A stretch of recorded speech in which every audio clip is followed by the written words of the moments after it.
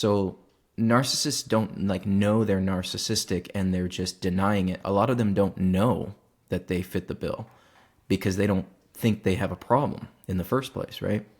They're not going to admit they have a problem too, Right. right? Okay, but they can turn it on and off, correct? Say a covert narcissist, where maybe they will be a certain way around their spouse or their family, but then outside of the house, they might paint this wonderful bubbling image, correct? I mean, so do they still don't realize it? It's just the way they are. Well, I think they're consciously and deliberately manipulating their image, but they're not necessarily thinking, I'm doing this because I know I'm wrong. They're doing it because their whole entire disorder is based on managing an image, portraying themselves in such a way that's not real. Gotcha. And then they live a secret life and a hidden life behind this image that they portray themselves. So the manipulation tactics, and this is up for debate, a lot of people don't like my opinion of this or the data, which is not my opinion at all, it's objective. A lot of it is conscious and deliberate, the manipulation. Mm-hmm. So they know they're doing it. They don't want to collaborate. They don't want to problem solve. They want to stir up drama. They want to rehash old problems and create new problems. And a lot of that is when they know that they're doing it.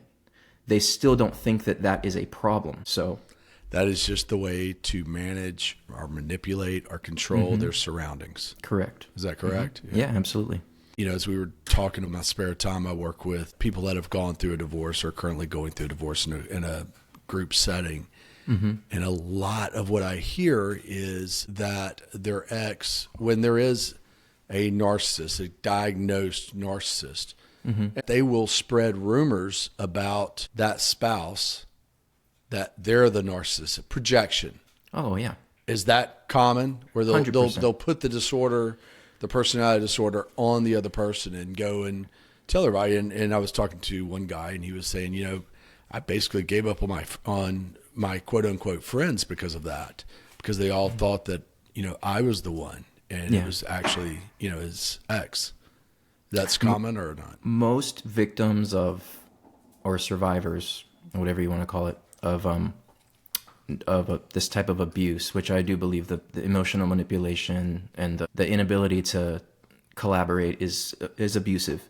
They will label the victim as the problem. And they are typically the ones who are quick to accuse the innocent person of, gaslighting. They're the narcissist. Those terms typically usually come out of the abuser's mouth more than they come out of the victim's mouth. People who are traumatized by this don't typically talk badly, about it. There's a lot of shame involved. There's a lot of self-protection, and so their demeaning comments that are made are usually made by the person who's doing, the manipulation.